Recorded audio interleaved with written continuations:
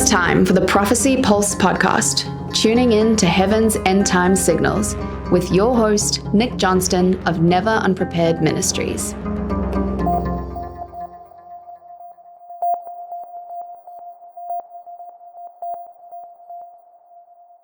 Well, we're at the next attack, the final trumpet attack. 1/3 of mankind killed by 200 million cavalry. This is section 20. The sixth trumpet unlocks 4 fallen angels that have been bound under the Euphrates River. We know these are fallen angels because God does not bind his heavenly angels. So 4 angels are freed, and these 4 newly unchained angels have some significance, but it's difficult to discuss because the attention soon turns to the 200 million horses and their riders. Verse 15 states that these angels were released to kill 1/3 of mankind. While they may use the 200 million horsemen to achieve this, the angels are demonic power behind their horsemen. So these angels are wielding their power. That's right. And we're not told exactly how they do it. And he's only given 4. Now, we know there's a bunch of angels. We know there's some angels already chained up. We learn that in Jude, verse 6. But we also had the 1/3 of the angels that fell were cast out of heaven. And that was many angels, millions. Mm-hmm. And the presumption is they're locked up too, because they're not wreaking havoc on the earth after that. So they're locked up, chained up. So which of the 4 that he's allowed to release, all we know about them is they're the ones that are under the Euphrates River and released. But they are fallen angels, whether they fell a long time ago or whether they fell in that recent war. And they're going to have some kind of power, and he is allowed to have 4 of them. So we don't know exactly what they're going to do. But to kill 1/3 of the earth, you're going to need some power. 200 million horses and horsemen, and these are not normal horses. These have some bizarre traits. So these are like... Heads are like lions, and tails are like biting snakes. That's right. They're definitely... horrific. They're definitely like hybridized somehow. And they spit fire. They breathe fire. You also talk about this freakish cavalry will use some fantastic weaponry to kill 1/3 of mankind. John and Joel both describe their method of destruction as flame and fire. And what horse has flame and fire? Right. Yeah, it says in one place, before them is like the Garden of Eden, green and lush, and behind them is just scorched earth. They're burning and destroying totally everything around them. Can you imagine 200 million? Well, it's hard to even imagine 200 million. But that's the destruction they can cause is amazing. But they're amassed to keep Jesus from returning to Mount Zion, and so they're going to do everything they can to keep that from happening. This 6th trumpet leads to the 6th bowl countermeasure. This is 20.1. The Euphrates dries up, essentially becomes a road. And you think, well, that's not that significant. It's just in response to these 200 million horsemen and 4 angels, or 4 fallen angels showing up. All that the 2 witnesses are able to muster is to dry up the Euphrates. It seems like a small little thing, but the Euphrates is a major source of fresh water in an otherwise desert area. And you dry that up, and how do you water these horses? These horse things. How do you water these people? And not to mention the people that actually live in those areas that are fed by the Euphrates River. There's, all the way from like Syria all the way down. Well, also the fact that the river is no longer a barrier. That's right. A physical barrier to access of it's always been a natural barrier, and now it's no longer a barrier. And then soon we're told in Daniel, he gets news from the east and north that alarm him. Well, if you look where the Euphrates is, it's to the east of Israel, and no, it's actually to the east of Israel. So something is trying to cross that. Something's coming across, and he's alarmed. In fact, the Euphrates, if I recall, does turn a little bit, so even north could be crabbing across the Euphrates. And we don't know, people think, well, what countries are to the east or what countries are to the north? In today's weaponry and warfare, you don't need to be from the east to be coming from the east. Right. You could be landing over there. You could be, assembling your forces, and you could be coming from the other side. But they've landed and assembled their troops, they're coming from the east and from the north. So they could be countries from anywhere. Well, you mentioned that the Antichrist is alarmed. He recognizes that this now dry riverbed is acting like a road, giving his enemies easy access. And all these troops need water to drink. And you mentioned, while we don't know the exact location of New Babylon, it's likely that it'll be on the site of the original Tower of Babel. Most think the infamous tower was in Mesopotamia on the banks of the Euphrates. If so, the loss of water from that river could be a real problem. It could be reaching the headquarters of this whole thing has now got no water. And that brings us to the Battle of Har-Mageddon. Did I pronounce that right? That's right. Har-Mageddon. Antichrist versus whom? It's impossible to know how many people have been killed up to this point by the preceding wars, famines, trumpets, bowls, and beheadings. A reasonable guess is at least half of humanity has been wiped out. That's staggering. Yeah, if you consider we start with 8 billion as of today, who knows how many we'll have at the time it starts, but if you consider 8 billion, that's 3 to 4 billion have been killed, maybe more. But now, again, God is limiting Satan to kill 1/3 of those remaining. So there's a limit of 1/3 again. Yeah. I found it interesting in the subnotes you talk about, most people assume the battle will take place in the valley of Megiddo, known as Armageddon. But you draw a different conclusion. Yeah, and I get this from, when I was trying to figure out why they would be 60 miles out when their goal is to stop Jesus from landing on Mount Zion. I had read a book by Michael Heiser, the late Michael Heiser, was a linguist, great scholar. He said that this was a mistranslation that started in the Vulgate and was carried on by all the translators. That it actually is Har, a mountain, and Armageddon is just a little tell. In other words, a little lump of a former city In a valley. In a valley, and that's not what he's talking about here.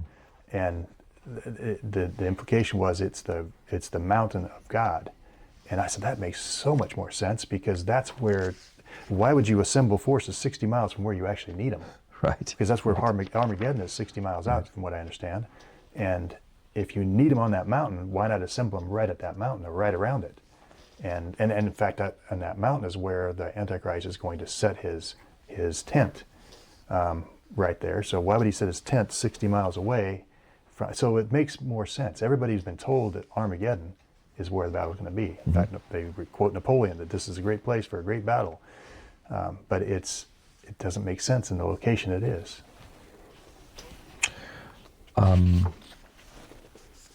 That brings us to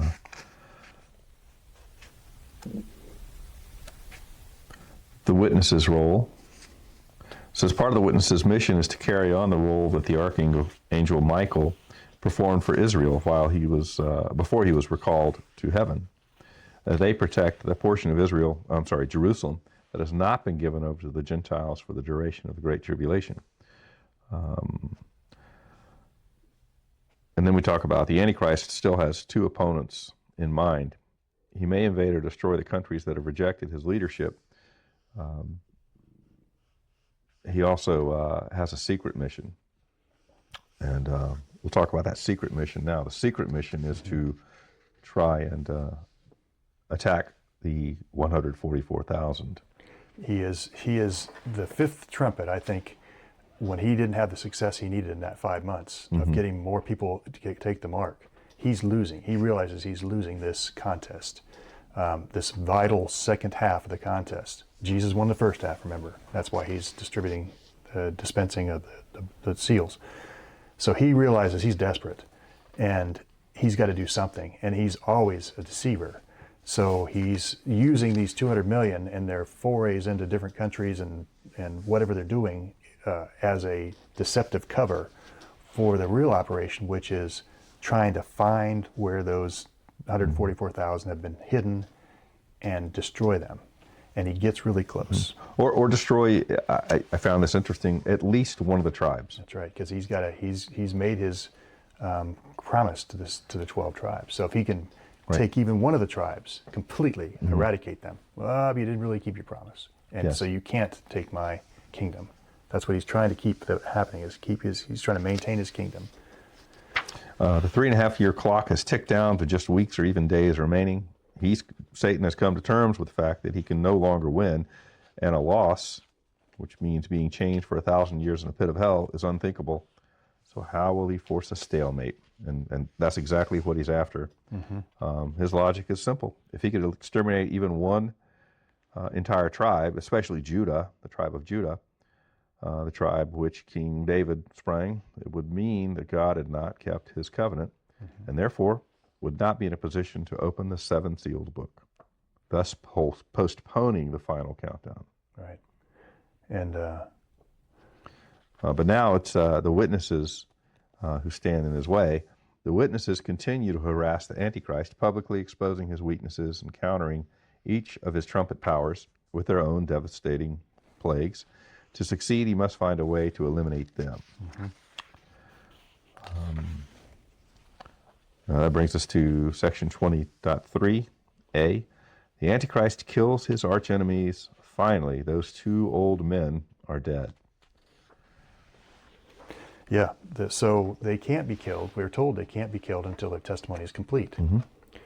But they're killed. So their testimony is complete at some point.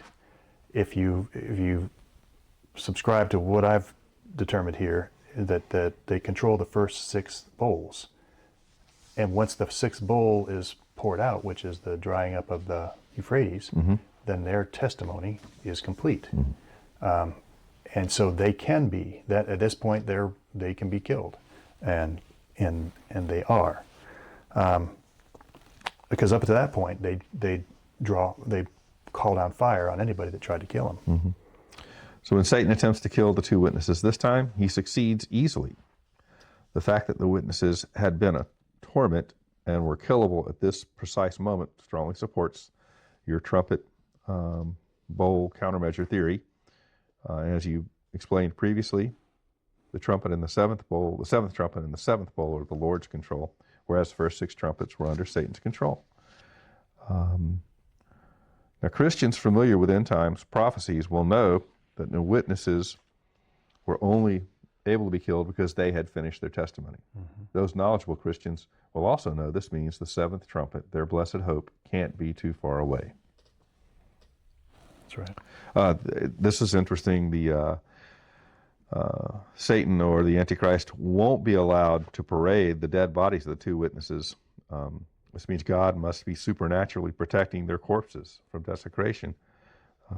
We know that after 3.5 days of lying dead in the street, God very publicly resurrects them, and a loud voice from heaven with loud indicating that the voice will be unmistakably heard by the entire world, commands them, come up here.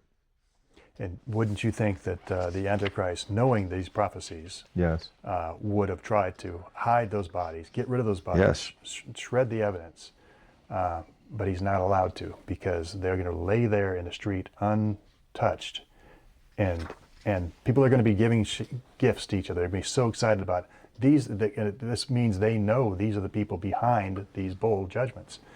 So they're going to be excited about this and be happy, trading gifts. And in the midst of that celebration of the 3.5 day point, a voice that they can hear is going to say, "Come up here." Wow. And they're going to rise. So they hadn't been taken away. They haven't been buried somewhere. Yes. They've been left to sit. And I think that's God's hand saying, I'm proving my point here, that you killed them, but they're going to be here in full front of everybody, full view of everybody. And they were terrified, it says in Revelation 11. Once they saw that, they were terrified and gave glory. Well, this was at the same time. Agreed? Yeah. The next section, 20.3, talks about Blast those hidden Jews with the two witnesses dead and out of his way. The Antichrist is free to unleash a level of destruction never before attempted by anyone. He will bomb every known enclave of survivors who refuse the mark and will work to kill everyone without it. But this will merely serve as cover for his true mission, to search for and destroy God's hidden, protected Jews. By this point, through the process of elimination and with the aid of his crafty counsel, demonic That's right. powers, he has narrowed down the area where he believes they're hiding. This is where it talks about using a new weapon. And you think it's a weapon using water? Yeah, I think it's water because he mentions in Revelation 12 that the earth, it says in Revelation 12:15, the serpent poured water like a river out of his mouth after the woman, which is another name for the 144,000 Jews, to sweep her away with a flood. But the earth came to the help of the woman. The earth came to the help of the woman, and the earth opened its mouth and swallowed the river that the dragon had poured from his mouth. So I think he's using some kind of a fracking device or something like that. It does deal to try and flood he figures the hiding area. That's right. Yeah. So, and this is just his modus operandi for forever, since he's become king, is Satan has always tried to destroy the Jews, because who did God give his promise to? Is the Jews. One day I will be your God and you will be my people. It hasn't happened yet. He hasn't served them. He hasn't served under Jesus. So it's going to happen in the future, and he knows if he can get rid of those people, then God can't keep that promise. This is his last attempt. They've got the mark. The problem is, for him, they've got the mark of God. They are protected. They are protected, and this shows the earth is saying, "I'm enforcing God's mark. You're trying to destroy these. I, the earth, I'm going to enforce God's mark against you, Satan. I don't care what you throw at these. I'm protecting them." So creation is rising up to serve God in this case. That brings us to chapter 21, the sound of the seven thunders. The infallible court makes its ruling. So the Revelation 10, 1 through 4, talks about a mighty angel coming down from heaven, wrapped with a rainbow over his head. His face was shone like the sun, and his legs were like pillars of fire.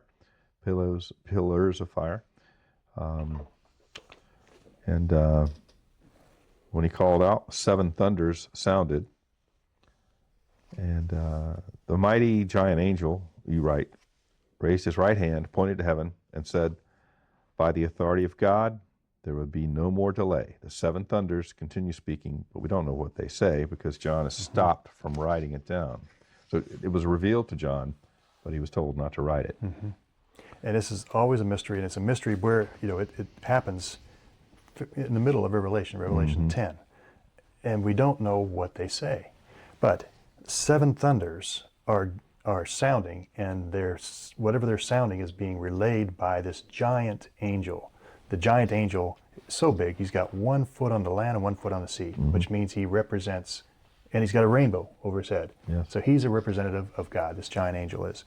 And he's conveying what the seven thunders have just sounded out in heaven. So they've made a determination, a proclamation. Seven, it sounds like they're the seven spirits that everybody acknowledges are the judges. Heaven and earth, those in heaven, those on earth and under the earth must acknowledge that these are the judges. And they've made a decree, they've made a judgment. And I think I put it here because I think they called the foul on, wait a minute, you tried to go After the protected. You people, know that was yes. the mark of God. The earth told on you. The earth stopped it, and God we saw that. This is a foul. You've lost. You make the point that it's a supernaturally enforced timeout that goes into effect for those fighting. These seven thunders declare that the criteria established by the seven sealed book have been met, and they call for the contest in favor of Jesus. And I get that you can be together with this and Daniel 7:25. when it talks about he being the Antichrist, will speak words against the Most High and shall wear out the saints of the Most High. This is the Great Tribulation. And shall think to change the times in the law, and they shall be given into his hand for a time, times, and half a time. We know that's 3.5 years. That's right. He's got authority there. They've been given into his hand for 3.5 years. But the court shall sit in judgment. I believe that court of those 7 thunders. And his dominion shall be taken away. So they're going to say, look, you've lost. You've lost your kingdom. But to be consumed and destroyed to the end. But what we find out is it's not an instantaneous judgment, and the punishment is not instant. There's days, D-A-Y-S, between that judgment and the punishment, because it says. And the punishment is Jesus' arrival. That's right. There's days. There's a gap of a few days. Yeah. It says, but in the days of the trumpet call to be sounded by the 7th angel, the mystery of God shall be fulfilled. So this means there are days yet to come between the judgment and the repercussions of that judgment. And he's going to do something else in those days, in his desperation.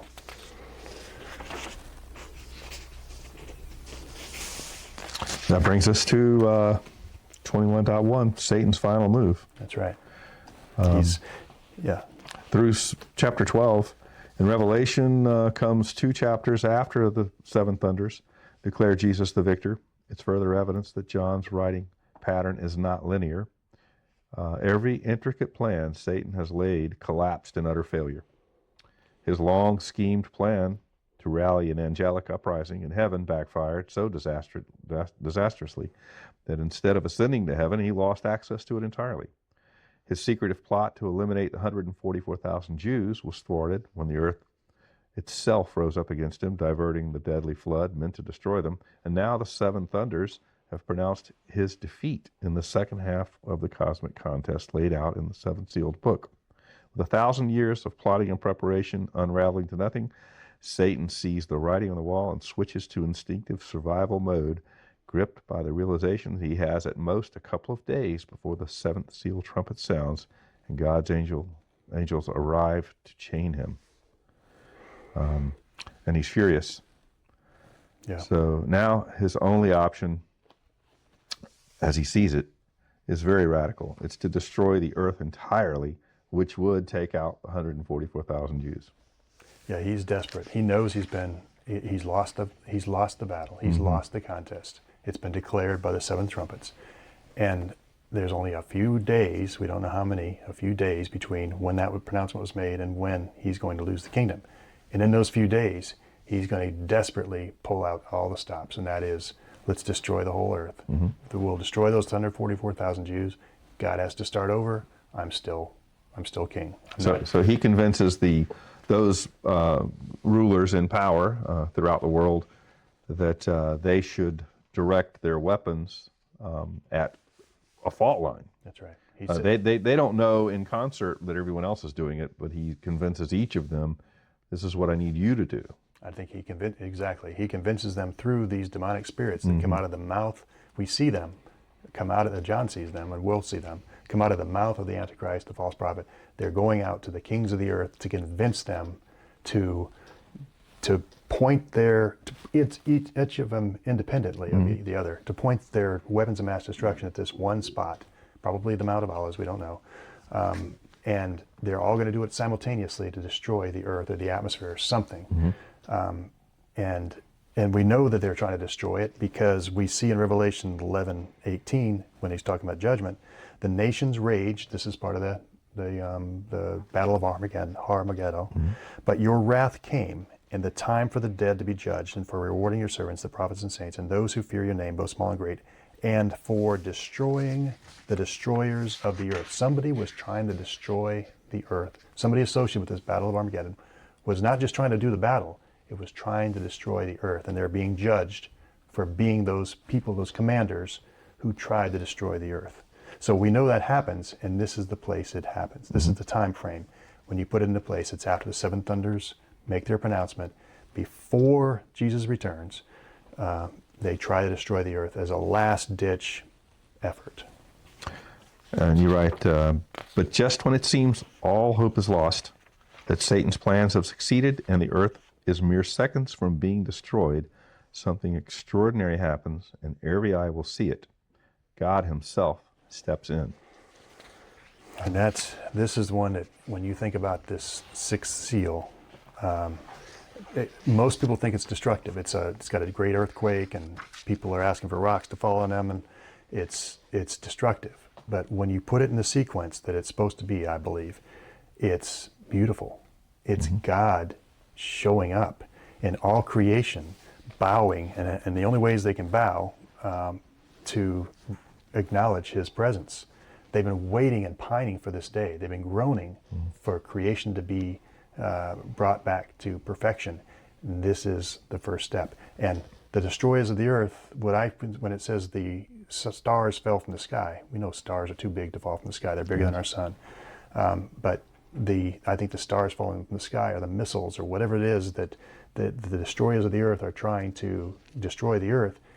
He shows up and everything just drops inert. Nothing can harm, and he's not going to tolerate anything in the sky when he's showing up. And when he shows up, creation bows, like the sun turns dark. It's like, I'm not going to show any light in the presence of God, who is light. I can't hold a candle to him, so to speak. And the moon turns red, so the sky is dark. Everything, all the satellites, missiles, everything's falling to the ground. And then the mountains are bowing, the trees are bowing, the animals are bowing. The earth is shaking to make sure that these obstinate people trying to fight in Battle of Armageddon are forced to their hands and knees. That's the great earthquake. It's moving so much you can't stand in defiance of God. You are forced. The earth is going to force compliance, just like it forced it stopped the water from destroying the Jews. This is going to be an awestruck thing, and we know it's God showing up because it says the sky rolls back like a scroll, and although they don't describe God, the men, the rich and powerful and everyone, hid themselves in caves among the rocks, and it says, "Fall on us and hide us from the face of him who is seated on the throne." The implication is they can see him. The throne and him who is seated, and they know what's coming next. What's coming next is the wrath of God. So hide us from the throne and from the wrath of the Lamb, for the great day of their wrath has come, and who can stand? They can't stand because the earth is making them sit, but they know the wrath is about to come. But we were told about this in the Olivet Discourse, where Jesus says there's, the sun and the moon you'll see different things about them. But then at the Luke's account tells us, when you see these things, look up. Everybody else is trying to hide. You look up because your redemption is drawing near. Your home run is about to happen here. Yes. It's just inspiring when you think about how this plays out. And we've got songs that I talk about. One of the songs that describes this of all creation. If it could articulate, if it could voice, that even the mountains would sing. And they're going to sing because they've been waiting for this day, and it's about to happen. And of course, we'll see this sixth seal, and then it's going to be followed. Everything stops. All the fighting stops. There's nothing they can do. The earth is moving back and forth, and then it stops suddenly with the seventh seal. The seventh seal is 30 minutes of silence, and they'll be forced after this. They saw God. They see God. 30 minutes of silence in His presence, where you can't look at Him, and you're going to be shaking in your boots as long as that doesn't make any noise, because for silence, and knowing that, oh my gosh, what have I done? What have I done? Except for Christians, are going to say, our redemption is close. It's here. Here's God. It's just amazing. And then the seventh trumpet sounds. Everybody's going to be able to hear that seventh trumpet because you've had 30 minutes of complete and utter silence. You'll be listening. Your ears will be trying to magnify any kind of sound.